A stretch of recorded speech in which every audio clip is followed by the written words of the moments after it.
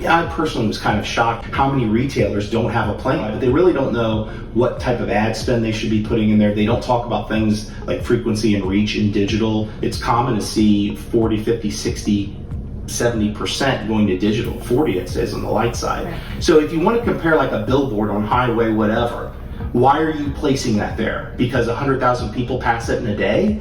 Is that the only metric? And if you think about it, there is no other metric, right? You don't know the people that are in the cars, but yet we still spend that. And some people spend $4,000 or $5,000 on a billboard. And so the question isn't, do you get rid of the billboard, but maybe you do less billboards, and you look at other ways that you can get those eyeballs in digital media, especially for something like bridal.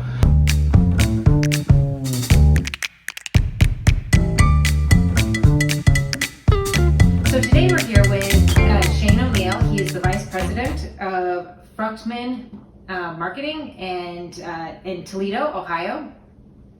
This company specializes in digital marketing for jewelry industry businesses, specifically retail and wholesale, correct? Yeah, we work with independent retailers across this country, mostly guild jewelers, and also with brands, manufacturers, organizations. Everything we do is 100% jewelry industry, yeah. Perfect. So Shane, why don't you tell me a little bit about yourself and what you do at Fruchtman Marketing?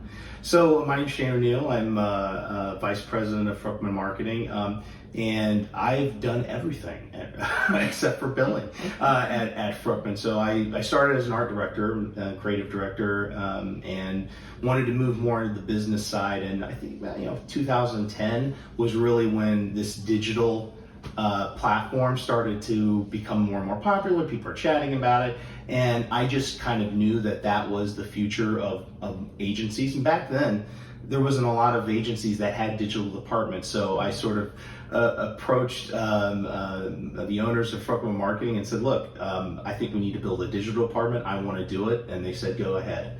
And so that was it, and we launched. And so we started doing obvious things like Google AdWords and social media, and started developing more sophisticated packages for digital marketing. And before too long, it became more and more of our clients' budgets. A majority of our clients are full service clients, so we handle everything from budget planning all the way to execution. And first it's 20%, then it's 30%, and now it's probably 60 to 70% of their marketing spend for a majority of our retailers. So it's really taken off there. So I oversee all of that. Okay. And our team, and also oversee web development and e-commerce initiatives and things like that for the agency, as well as new business and that type of thing. Mm-hmm. So I'm just curious how Fruchtman got into the jewelry industry and specializing in marketing for jewelers. Yeah, so it's funny because the jewelry industry, as is kind of incestuous, where everybody knows what everybody's doing. And I think about in 1994, we've been around since 1981. Typical advertising, local ad agency, right? We did stuff for, Panera and Starbucks and things like that, and local companies and businesses.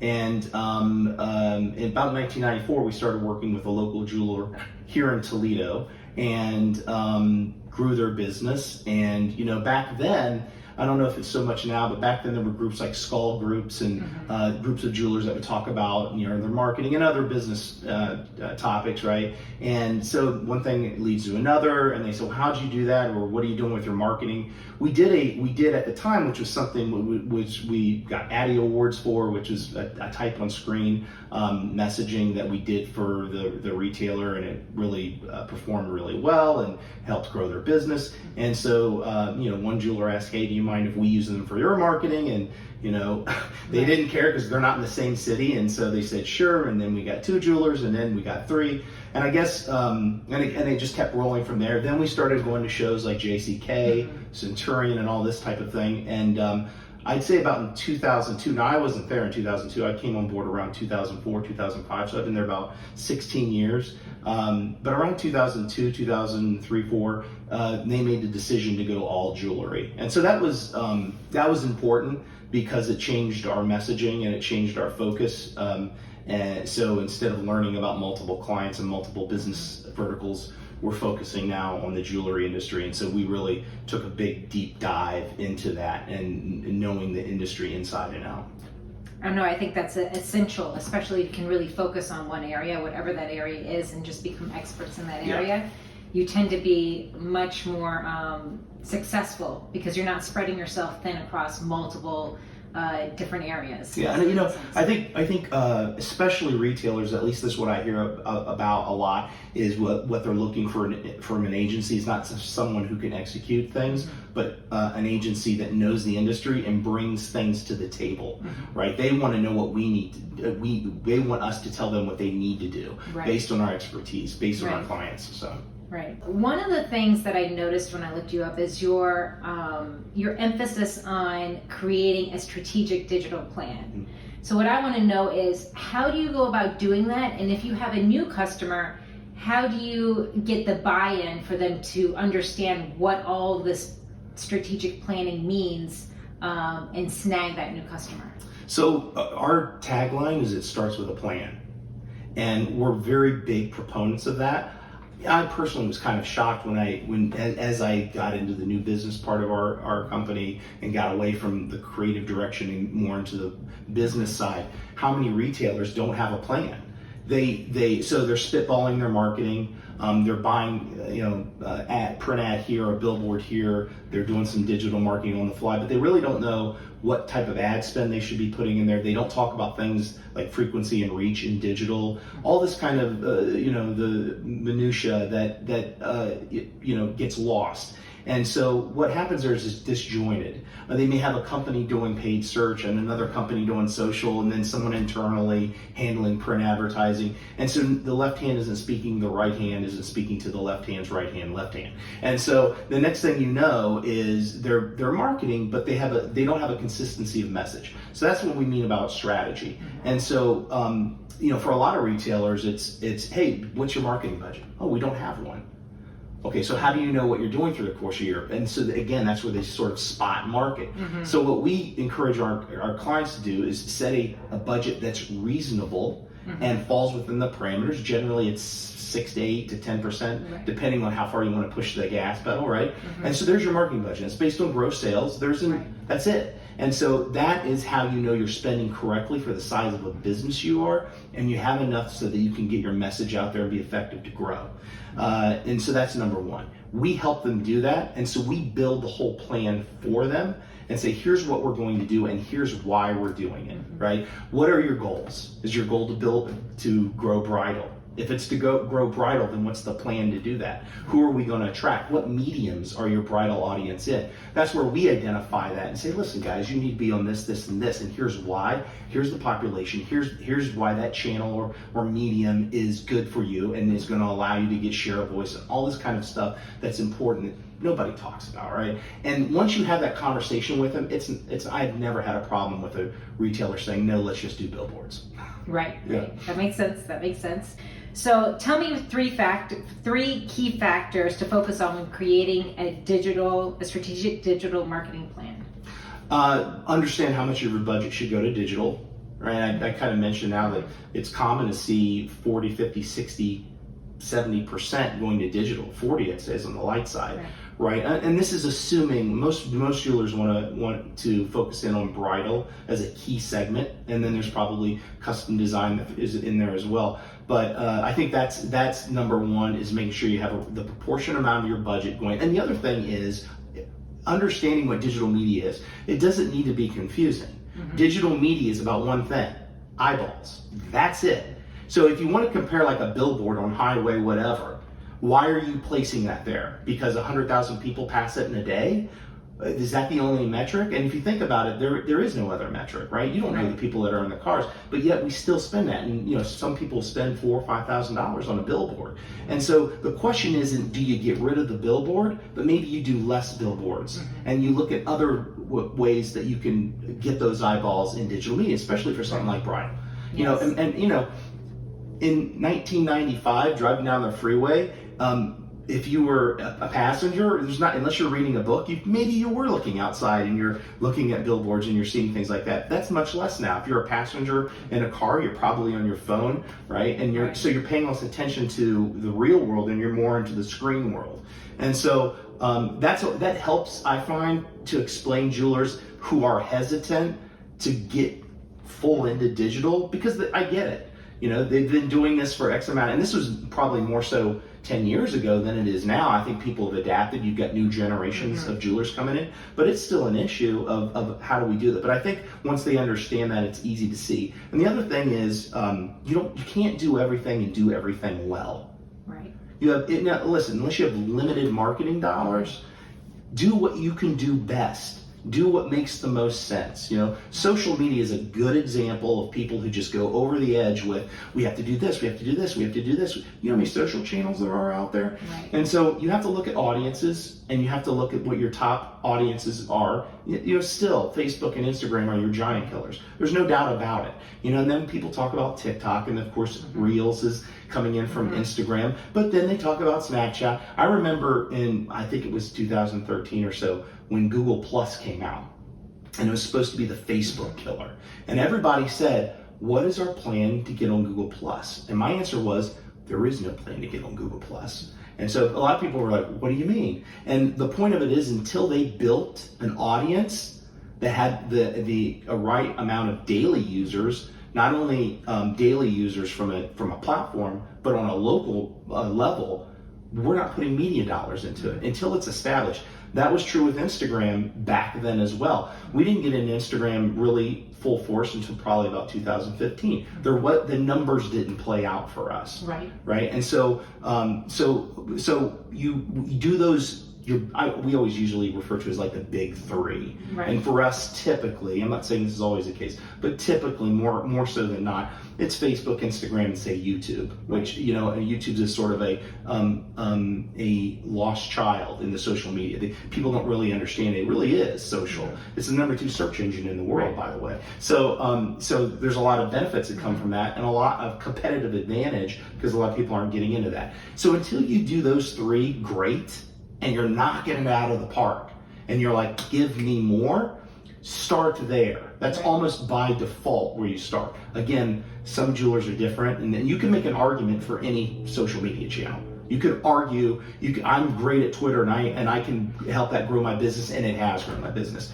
It may have, but for an overwhelming majority of jewelers, you know, this isn't something that they've finessed to that degree yet. So start there, and we roll in other things as we have a strategic reason to use the platforms.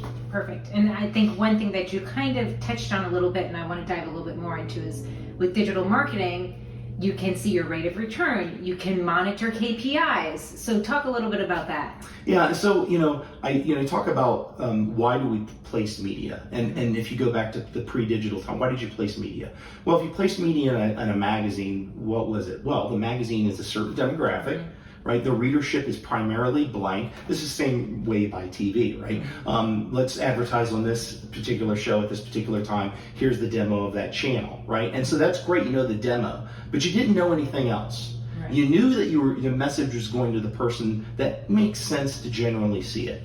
Right. But you didn't get anything else like, well, how many people watched the ad in full? Or how many people then went to the website, or any of that stuff. With digital marketing, you can do all that. So not only can you target the right user, the right set of eyeballs, but then in the end, you can start to judge the effectiveness of your message and your creative based on things that you get back. For example, and I'm just using this example, YouTube, right? Video viewship to 100%, right? You can track people that watch this video to 20%, to 30%, to 40%, all the way up to 100. So we use the video view rate of up to 100, and we can gauge our creative based on that and its performance. You know, and so if we can see that we have a consistent high viewership to 100% on a particular piece of creative used on YouTube, then we can take that creative, expand it, and deliver it to the rest of our clients, and know that we have a proven creative method that's going to work, as opposed to just creating some commercial and throwing it out there. Right. And then a lot of times that stuff that on YouTube, you can plan it so it can be then used in traditional mediums where you can't get that feedback. Right. So now you can do a more valuable traditional media buy with creative that you've already tested on a channel like digital. Right. So to me, it has like dual purposes. Yeah, I mean, I could go on and on, but no one wants to hear that. Right. But yeah, I mean, the amount of measurement you can do and the testing that you can do, cost-effective testing with creative, you can't do that in traditional media. Once you put an ad buy in, the insert's done, you're ready to roll. So what are you're making a big buy and you're going to test the creative, what's your benchmarks? And so with digital, we've been able to do that. I remember one of the first things that we did 2014, we went, hey, why don't we create campaigns on social media that are similar to print ad campaigns? Yeah, that makes a lot of sense, right? Because what's the difference between Facebook and a print magazine, right? A print magazine, they typically say you got about 2 seconds to grab someone's attention because they're flipping through. Same as with Facebook, they're scrolling through. Right. And so we tested creative and we did a campaign for a custom jeweler that was message-based, headline, solid message, and so on and so forth. Was very successful and was one of the leading reasons that they grew their business by 30% in custom in the course of 3 years. Wow. So, and they still use this campaign to today. Right. And so that's a good example of something we were able to do, test, and then roll it out through other media. Now they can do billboards, they promote it in the store, etc. Hi, El Hill here. Do you want to learn how to get on the phone with any buyer that you want to work with without an introduction or a referral?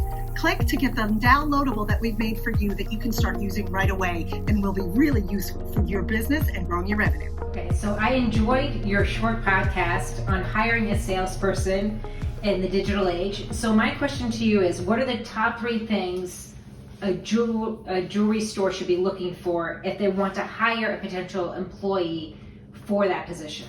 So I kind of took this from my own background. I was an art director, I was a creative director, and I was doing the same thing. But I had this, which is not typical for a creative person, this side of me that wanted to do the business. And so I believe that people have those desires to do different things within the business. They want to establish themselves, they want to feel more valued, and they want to become a bigger part of the team, right? I think you have to approach that if you're hiring anybody, or else, what are you doing, right? And so I think when you start hiring salespeople, especially in today's age, what is a salesperson, right? You have to ask that question. For me, when I talk about sales, it's not just in store, it's online. So e-commerce. And when I talk about e-commerce sales, it's not only transactions that happen online, it's transactions that happen in store because of the experience they had online. So to me, they're interwoven, right? And they need to operate that way, and your salespeople have to operate that way. There is another podcast I did with a friend of mine, Dan Gordon, who is the manager of Diamonds Direct in Columbus, Ohio. And I've known him for a while, but this guy, he's been on the social media bandwagon since day one. And not only that, he's a huge tester. He used to always test things. Now, he doesn't do stuff as much as he did back when he was a salesperson on the floor. But I remember to this day, the stuff that he was doing no one was doing this. And an example of it was he started building followers on his Facebook page that were his customers. And during the holidays, he would let them know when special products came out that are going to be gone quick. In particular, like luxury watches. And he would post that on Facebook, and people would be chatting him up, and he would drum up business this way quite effectively. And so that's one example. So he knew social media. So he's a salesperson, and you can be a great salesperson, but if you know social media and how to work those channels, that's an extra feather in your cap, right? And so that helped him establish relationships and build those relationships over time. And then that translates into e-commerce sales. Once they trust you, they trust the business. And so you have to think ahead of time, and you have to be able to think about your employee themselves and what traits they bring to the table. Right. Like some people say, what do you do, Shane, that is a hobby? Well, what does it matter? I play guitar. Okay, so does that matter in my business? Maybe not, but I've written a jingle before doing that. So if I never told anybody, I've never done that. Right? And so your employees have a lot of traits and talents that you can exploit for the business and can get them involved. And it's just my personal belief, when you're involved, you're more dedicated to the business, and that just grows business as a whole. So, as we talk today, you talk about social media, like photography. So imagine having a salesperson that's great at photography. This is something that's sorely lacking in most retailers, is taking great photography. If you never ask them what they do, I'd ask this during the interview. Like, what other traits do you have? Do you know photography? Do you know any of these other types of things? Especially with e-commerce, we constantly are talking to clients about, we got to get great photos. You can get them from your brands and manufacturers, but some of this custom stuff you got to take on your own. Right. Good lighting. We need photos. What you should be doing is doing for your website. Not only do you have your traditional white background show the product, but how about lifestyle? That's trending now too. People want to see what it looks like, sizing, what it looks like on.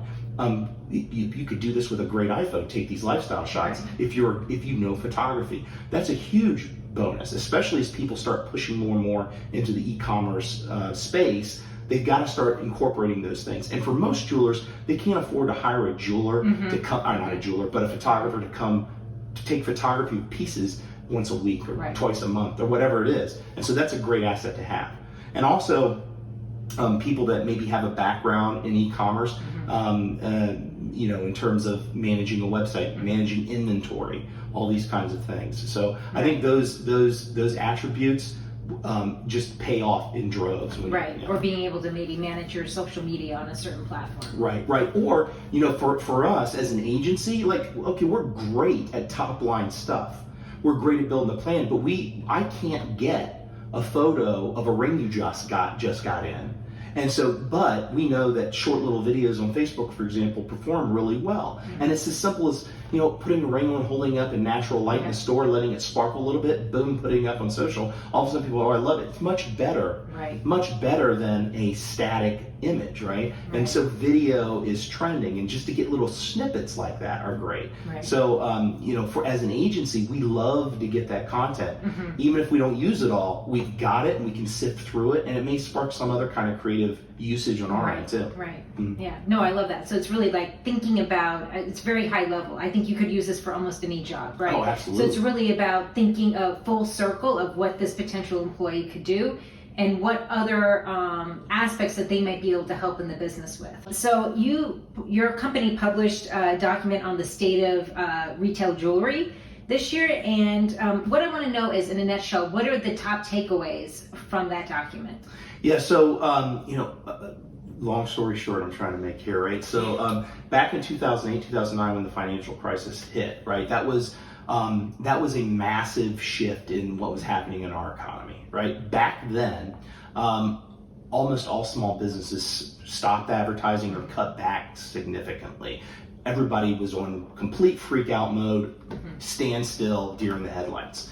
I remember to this day, we had one jeweler and we got on the phone with him for a call and expecting what everybody else was doing. It was a bad time for agencies, all right? And we were basically saying, what do you want to do about your budget? He said, double it.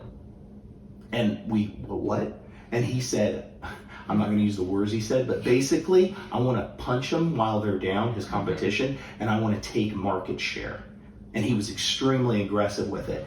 And we said, okay. And that's what he did. And it basically doubles his business in the next 3 years. Wow. Right. And so that was a learning experience, and also a clue as to what all the other groups of people are doing, all the businesses do, not thinking about it. So COVID hit. Okay, when COVID hit, it was another, right, shutting down. So people were thinking, oh my gosh, we're shutting down for 2 weeks. The store's going to be closed. Let's stop advertising. So we got ahead of it. And now I'm coming to what we did this year. But this is what we got ahead of our clients before that happened and said, here's the plan of action. Do not stop what you're doing. And here's why, and I'm going to explain it to you. But is basically, this is how we gain market share.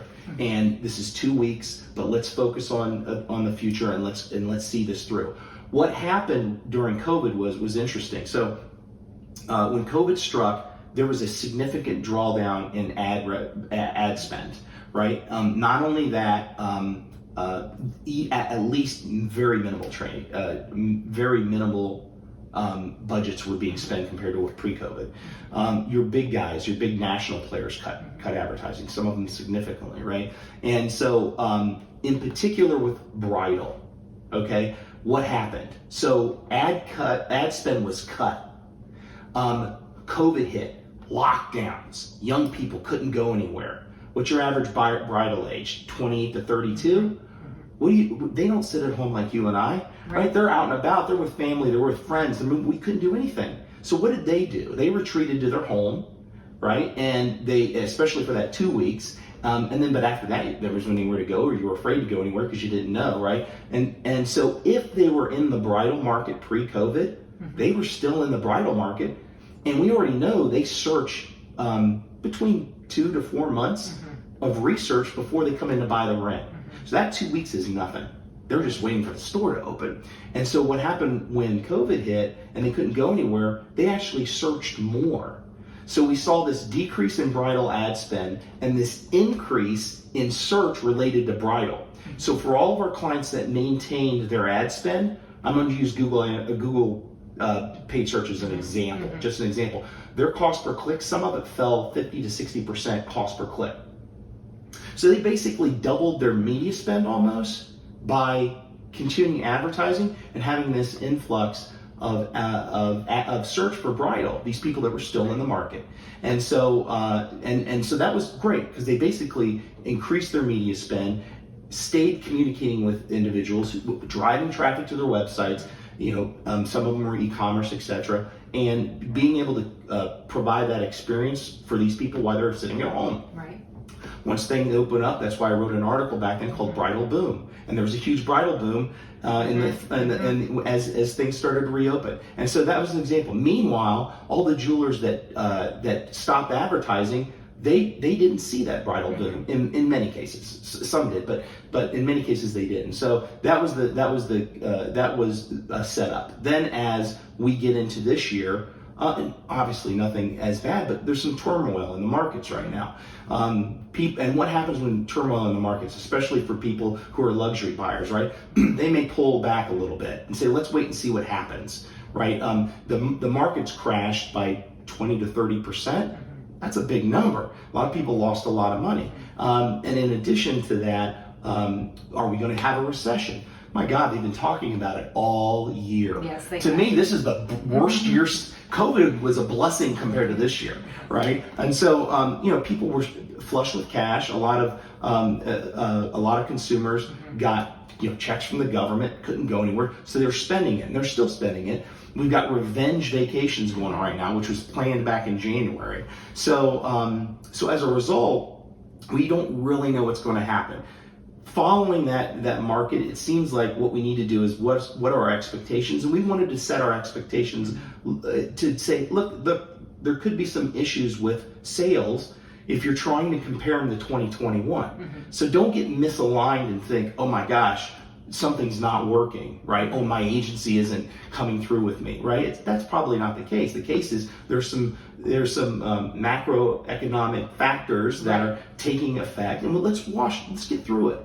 And so you either an optimist or a pessimist on this. I'm trying to be an optimist. I think we're going to have a soft landing, and I think as people have been quiet, with the exceptions of vacations, things like that, when we get into Q3, Q4, and we're already starting to see this a little bit in the markets now, but as we get in later in the quarter, we're looking forward to a positive Q4. And so that has to be our message to our clients, right? It's not to live in fear, but to plan for an optimistic future and stay the course. Perfect. What is one piece of advice you give somebody who's just starting out in their career as a digital marketer? Understand where you want to be. All right. I think today you're out of college, you're a professional, and as a professional, you got to push the envelope yourself. You have to educate and self-educate yourself. Digital marketing changes like this. It's brutal, and so things change, strategies change, objectives change, platforms change, and you got to understand and look at what do you want to do for a company? Do you want to lead the whole brand strategic? Do you want to be someone that just focuses on maybe SEO, or maybe you just want to focus on paid search? Whatever it is you want to do it, but then go deep and learn everything that you can learn about that. Look, I've been in this business for a while, and I always listen to anybody that is talking about and has knowledge about the industry, because there's always more I can learn. And you know, I always say this is sort of like my goal is to sort of Jean-Luc Picard it, right? You take in what the information you need and you flush out the stuff that you don't need, and then you can take actions on what your goals are and what your career goals are. But you know, when you start talking about digital marketing, there's a big difference between doing low level digital marketing and super high level, where you're tracking all kinds of stuff, right? Of course, some of that has to do with the client, the budget they got, right? So you can only deliver what you can actually physically deliver. But you know, I always say it's sort of like, you know, giving a pencil to everybody in a room of 100. Give everybody a pencil, right? Some of these people are going to draw masterpieces, and some people are going to draw stick figures, right? And it's the same pencil. So your skill set will always grow, and depending on where you want to go with your career, that will take you places and also make you more valuable for your company. Right. And especially, you know, if you want to get in the front of the company, like new business development, knowing what you're talking about inside and out to potential customers, potential clients, that's the goal, right? Because some customers and some clients are pretty savvy, and they'll come at you, and if you don't know it, they'll pick up on it right away. Right. And so just depending on what you want to do, but it's always good to just master your craft. No, I completely agree with that. Especially, I think specifically in your field, the one key item that I picked up on there is, you know, you have to be malleable. You've got to be able to willing to change. Everything's changing so quickly. That's this type of business, and if that's something you can't do very well, then maybe this is not the right field for you. Right. You know, look, we're the year. If you don't know how to do something, Google it. Google it. So you know, if you're coming to your boss and saying, "How do I do blank?" Like, if it's something that you could look into your own, come to your boss with the question of, "Hey, I looked into doing something. I'm at a roadblock here." Yeah. That will get you help, but and it also will help you learn quicker about what you want to do. Because if you're the one that's taking it upon yourself to understand it and not relying on other people to tell you how to do something, who's to say that they're the know-all, be-all about whatever topic it is? Learn yourself, and then be able to maybe even better your business. Right. So I think that's something that career-minded people probably often do, but not everybody does. Right. And I think that's key if you want to excel in this business. I love that answer. That's great. Okay, what are your favorite productivity hacks or underrated tools that you use on a daily basis? Well, I'm a Gen Xer, so I am a mix of old school and tech, and I love tech. But you know, for me, a productivity hack is if I don't schedule stuff on my calendar, like to do work, I'll get meetings after meetings after meetings. And so, you know, most people, I guess, don't necessarily put, "Hey, I'm producing video now," right? Or because I do a lot of different things still, and we've got a lot of team members that do most of that stuff. But I like to get in there sometimes, or if something needs to be done in a pinch and I can do it, I do it. That's, I think, a benefit of being someone that's done all different aspects of the business. And so for me, the biggest hack is if I need to dedicate time to focusing on a particular project or task, I put it on my calendar and I won't let people schedule ahead of me. The other hack is managing my workflow, right? I think people get overwhelmed by just always saying yes. And I'm not saying you have to say no, but you have to give due dates. I can get this done by X. Setting expectations. Set expectation, and I pad it. And if I get it done early, super, then you're a rock star. Right. But I don't want to be in a position where I can't deliver. What's the biggest problem you and or your team solved in the past year? I think probably changing our focus on web platforms. Okay. So, you know, we used to be primarily WordPress, right? You know, look, we're developing sites for our clients, and we need our clients to be able to use them. So there's a lot of different and better platforms out there than WordPress per se, e-commerce, right? But they're also much more difficult for the average jeweler to use, right? And so that's part of what we go into is what are the needs of the jeweler, what kind of control they have. And so WordPress has been our go-to. And as we started to get more into e-commerce last year, I had to make the decision of what are we going to continue with the WordPress platform, or are we going to go to another platform? Still have the same objectives of being able to deliver something that is easy for our clients to use, but also super sophisticated. Make a long story short, we landed on Shopify, right? And so, for some team members, we've never done Shopify. How are we going to just jump to Shopify? We've never done Shopify. And me, of course, I'm like, we learned how to do Shopify. And I look at it, I always like, it's not rocket science. It's a web platform. They all operate similarly, right? There's a media gallery. Find out where it is. Right. How does this operate? And so we pushed for that, and plus their e-commerce is so it's so connected to everything on the Shopify platform, and it's so well integrated that there aren't these hiccups. The other thing is WordPress there's a lot of third-party open source kind of stuff, which can lead to some problems, and Shopify is just so much more integrated. So we made that move, and I have to tell you, it was the greatest thing we've done. And there was a lot of hesitation, there was a lot of what ifs, and a lot of new frontiers. How are we going to just jump into this? Because we're very boutique, as you know. So we're not doing 150 sites a year. We do 7 or 8, right? And so that's a jump for us, because this is the platform we work on.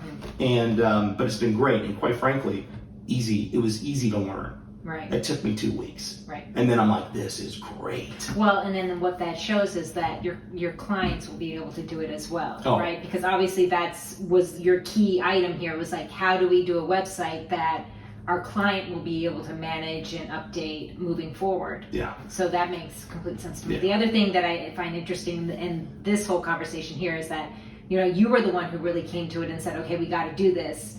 And being a leader, it shows that you're saying, no, we just got to figure it out and learn it, even when other team members are kind of maybe putting the stop on it because they don't know how it works. Right. I mean, you've got to be able to pivot in the digital world, because things change. And, just because whatever you're doing now is right doesn't mean it will be right later. Right. And I think a good agency can identify when they need to change their strategy or change platforms and refocus into something that's going to deliver better results for their clients. Right. And this is common. It's not just in the agency world. People are resistant to change. Right. That's why you can't teach an old dog new tricks. Right. So, but I like new tricks, so that's what I try to learn. Yeah. No, I love that. So, what is the biggest challenge you're facing right now in your company? Your company and your role, anything that has to do with marketing it can be a rat race, right? And we're very specialized, and we're looking for really great partners in the retail environment. So it's always been looking for the right retailer fit, somebody that aligns with us is critical. And so that's always a challenge. But I think nowadays, if I look at the clients we have, it's like, let's get them to the next level. To me, it is sort of reprogramming them the way that they think a jewelry store operates, to make their web experience and their digital experience core to what they're doing. And that means things change, right? You got to change what you're doing. You don't operate the same way. You may have to hire staff that their only job, depending on how big you are, right? Maybe their only job is maintaining product inventory on your e-commerce sites, e-commerce. And along with that comes what? Well, rewards programs, having cyber sales, flash sales. You may have an agency coordinating all that, but you still need a person that manages the inventory. So I think, to me, that's the biggest challenge. But we're doing it. Right. And when you see that happen, there's such big growth. Right. And you're just like, wow, right? They got to embrace it. Right. Some jewelers was like, I do it all myself.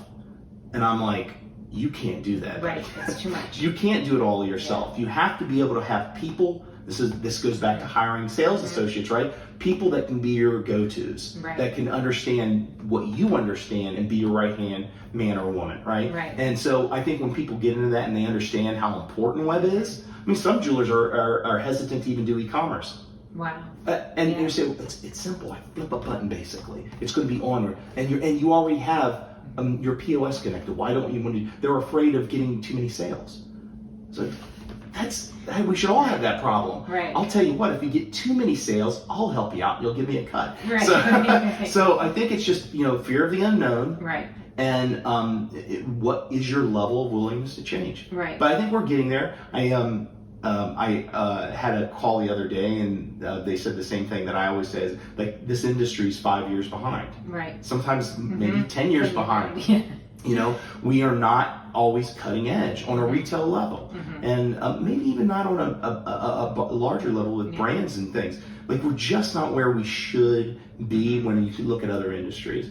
And so I think that's the exciting part and also the challenge. Right. So if you could have coffee with anyone in the jewelry industry or in digital marketing, I'm going to throw one of those out there now. Okay. Who would it be and why? Dead or alive? Gary Vaynerchuk. Okay. Boom. You know who Gary Vaynerchuk Yes. is? So now explain. So Gary Vaynerchuk is this, I don't know, I just wish I was like him more. He's just out there in your face, tells it the way it is, and calls BS on anything other than that. And I appreciate that, right? There's no pooch in what he's saying. Right. And but he also knows what he's talking about. And when you know what you're talking about to his level, you can talk about what he's doing. There's a story about him. This is what really, I was like, this guy, I get it. Back in mid-2000s, he was working for his father's wine company. I might get some of the details wrong here, but this is generally it. So he was, one of the things that he wanted to do is push his sales of his father's wine store. So he wanted to sell. By the way, you can find this video online and get the full story. It's pretty interesting. But he wanted to push sales. So he's a tech guy. He was a tech guy, really into it back then. Nobody was into tech in 2004 except your outliers, right? So he was really into it, and he somehow noticed, right, an order come through. Now I'm filling in the details here because I'm assuming this is how this went down. But for whatever reason, he got an order, and it was a pedestrian order. It was like a $117 order for a case of wine. So what are you talking, $10 a bottle? Nothing special. That's Kroger, right? So for whatever reason, he looked at this guy's order, right? And I don't know if he took the order or he was given the order. I don't know, maybe he noticed when he was talking on the phone, but something sparked Gary to go ahead and look at this guy online, right? And so he found his Twitter profile, and he saw that, and what I'm assuming is, this is not something he talks about in the story, I'm assuming he noticed that this guy that bought pedestrian wine was a doctor, a lawyer, a businessman, a white-collar professional, a hitter. Because there's no other reason for him to do what he's about to do. And so he started, for whatever reason, so this is what we talk to our clients. It's called like talk triggers. Identify the whale. Right. You want to increase your average sale? Get people that spend more money. So how do you do that? Identify the whales. What are you going to do when you identify the whale? Offer them a glass of wine when they come to the store? That's pedestrian. He took it to the next level. So what he did was he looked at this guy on Twitter, and he noticed that he was Jay Cutler's a quarterback in the NFL. Jay Cutler this, Jay Cutler that. Big Jay Cutler fan. So he called his assistant and he said, I want you to go on eBay and find me a signed autographed jersey for Jay Cutler, and I want you to put it in the order with the wine and ship it to him. Now this was about a $300 jersey for a $117 bottle of wine. So he did that, and he sends it off. Doesn't hear anything back, right? So, he looked at it as, okay, this is a market. Why did he do it? Let's break it down. Why did he do it? He did it because, in my opinion, he noticed that this guy is a hitter, a whale. And hitters and whales associate with other hitters and whales. And so if you want them to talk about your business or recommend you, what's the number one source of business? Referral. How do you organically get referral? You do something spectacular. So he did something completely unexpected with the idea this guy's going to tell his friends about it because it's so over the top. And he didn't hear anything. Well, not long after he didn't hear anything, 3, 4, 5, 6 weeks, he gets another order that comes in. And it said, hey, just wanted to tell you, a friend of mine told me about your store. You have a great selection, particularly of your Bordeaux. It's a really great Bordeaux, right? Places a $4,000 order. Wow. He says at the bottom, P.S. I'm a huge Bruce Springsteen fan. Right? So I love it. the message of it. that to me was like, man, that's a different level of thinking. If you think about marketing dollars, well, you put $1,000 a month in this digital medium, targeting people. Like, I want to target people that have this income, that or meet this demographic profile. Great, that's what marketing is. But what you have customers that walk in your door, and if you can identify the type of person they are, you can assume the type of people they hang out with. What an easier, that's a referral. So do something over the top, and it doesn't need to be like a Gary Vaynerchuk thing. Although we had one client, we told him about this, we call it a talk trigger. And so this is a true story. The guy's traveling about an hour and a half to pick up a custom engagement ring. All right, on his way, it was winter out, it's in Pennsylvania. On his way there, he gets in a wreck. Not a huge bad wreck, but he gets in a wreck. So you know how that is. Yeah. So now he's coming in, he walks in the door, you can tell he's not chipper, right? But this should be an exciting time for him. And the sales associate talks to him and he tells him what happened and all this stuff. And he leaves with the ring. Okay. So we had literally just talked to this client 2 weeks previous about what we're calling talk triggers. And he remembers it. So he says, so she tells the owner of the store, and he goes, I want you to send him a check for $500 to cover the deductible of his car. Who does that? Who does that? Right. Yeah. So she does. She sends this off. This guy comes in a couple weeks later, honestly, with tears in his eyes. He's saying he's never had anybody treat him like that, and go that far out of the way. Like, you didn't even remotely have to do this, and you did. So can you imagine the conversation that guy's having with his friends? Yes. So, and again, it doesn't need to be that high. He could have come in and you could have gone and gotten a pie across the street and said, I hope this cheers you up. Right. Stuff like that, that's not expected. Right, yes. Okay, so my last question is just, what is one common myth about your job? Something that everybody thinks that this is really what your job is about, and it actually does not work that way. I don't really know. I mean, I guess some people think that ad agencies the atmosphere is like Mad Men. Okay. It's not. It's not. No, there's no bourbon. But it's not. It's a lot of nose to the grind and a lot of planning and strategy. You don't really. You don't see these like playing foosball and I'm sure there's some agencies like that. That's actually great and fun. But no, it's just a lot of thinking ahead, planning ahead. I should say it's because of what we do. We're, again, as a full service agency, we've got our hands in so many things, and we have to think about so many different things with different clients. And executing all things, as opposed to being in a silo and just doing SEO or doing paid search or something like that. So it's really about customizing your plans to each client for their specific needs, and so that's going to look different for each client. 100%, yeah. And you can't do that with Mad Men. No, you cannot do that. Wonderful. Well, thank you, Shane, for joining us today. I've learned a lot about what you do, your company that you're working at, and thank you for joining me. Appreciate it. Thanks for having me. Perfect. All right. Wonderful. If you like that video, you're going to love the next one. It's full of our expertise and tips on diamonds, gemstones, and jewelry, growing your top line revenue, and business strategy. Just click on the link, subscribe, and hit the bell button so that you'll be notified of our next videos, and give us a like. Bye for now.